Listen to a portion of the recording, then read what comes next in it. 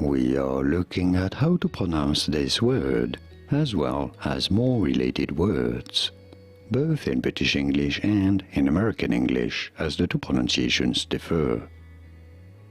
In British English, this is usually said as equine.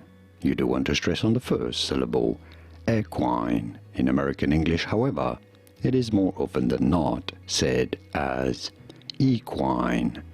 Equine in American English versus equine in British English. Did you get this? Could you hear the difference? I'm sure you could. Was this any helpful? Let me know in the comments. Here are more videos on how to pronounce more words in English whose pronunciations aren't exactly always obvious. I'll see you there to learn more.